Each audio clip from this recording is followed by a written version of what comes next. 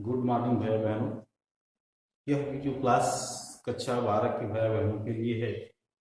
जैसे कि यहाँ पर लेसन 7 के अंतर्गत जीन प्रक्रिया नियमन रेगुलेशन ऑफ जीन एक्सप्रेशन चल रहा है।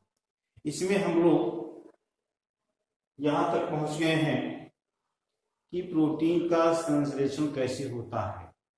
तो प्रोटीन का संश्लेषण होता कैसे है जीन के अधीन, इसके लिए पहले हम लोग यह जान लें।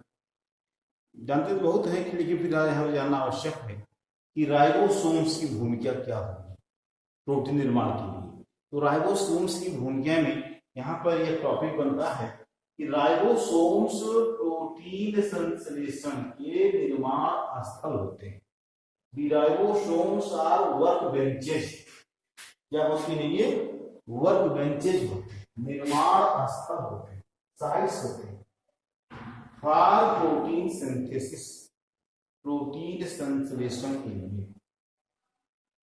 तो इसी हम लोग जान रहे हैं, पहले से भी कई बार आया है कि प्रोटीन संश्लेषण का तात्पर्य होता है कुल मिलाकर के भाषांतरण, अर्थात इसे हम नाम लेते हैं ट्रांसलेशन। तो ट्रांसलेशन किसका किया जाएगा? ट्रांसलेशन जो होगा, जो जीन के द्वारा mRNA में कोटिंग की गई है। तो इस प्रकार से यहाँ पर प्रोटीन निर्माण के लिए, प्रोटीन संश्लेषण तथा भाषांतरण ट्रांसलेशन के लिए इसमें जो है जो मुख्य भूमिका होती है, अर्थात जिनका उपयोग होता है, वे होते हैं mRNA, मैसेंजर आरएनए।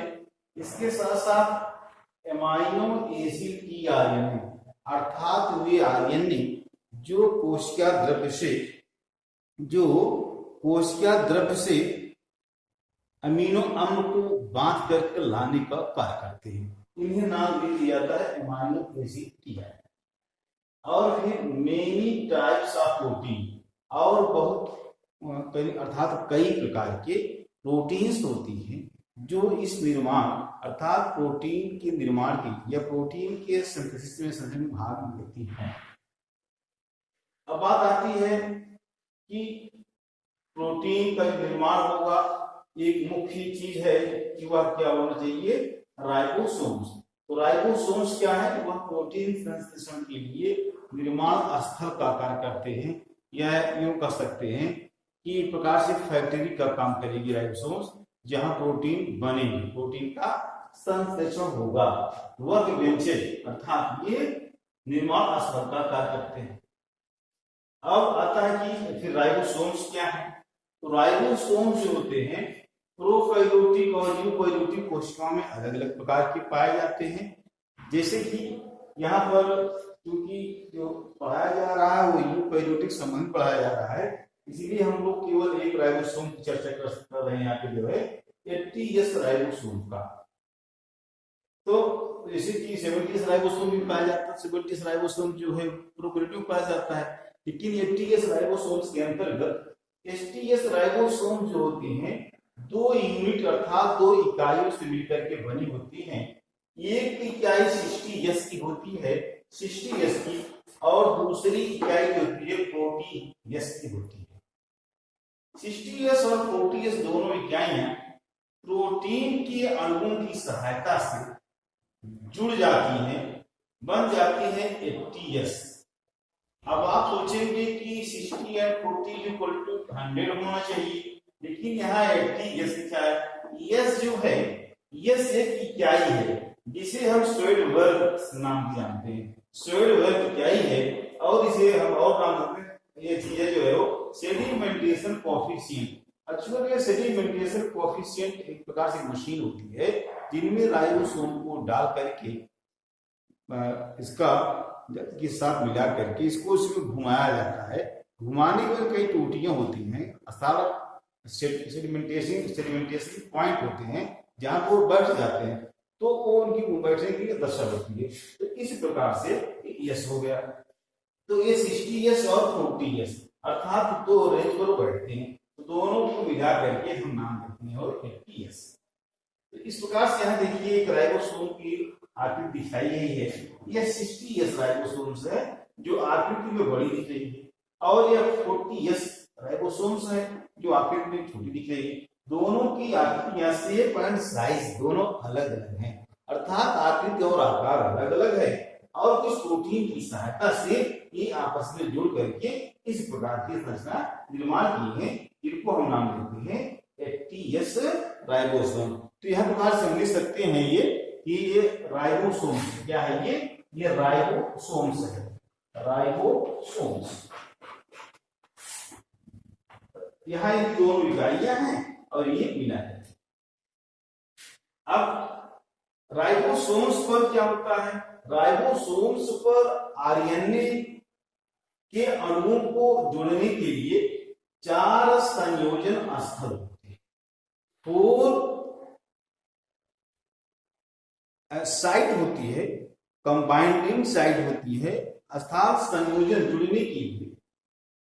राइबोसोम्स पर आरएनए के अणुओं को जोड़ने के लिए 4 संयोजन स्थल अर्थात बाइंडिंग साइट्स होते हैं। एक स्थल तो होता हुआ है जो एमआरएनए को जोड़ने का कार्य करता है। प्रथम स्थल जो है वो क्या करता है, एमआरएनए को जोड़ने का कार्य करता है, जबकि शेष बचे 3 स्थल, वे 3 स्थल जो होते हैं वे टीआरएनए के अणुओं को जोड़ने के लिए होते हैं। अब टीआरएनए के जो अणु जुड़ते हैं वो राइबोसोम पर जो एमआरएनए का चेन लगी होती है उस एमआरएनए के 5 सिरे की ओर से क्रमशः राइबोसोम पर 3 बाइंडिंग साइट होती है, जिन्हें नाम दिया जाता है ई, पी क्रम से है और ए।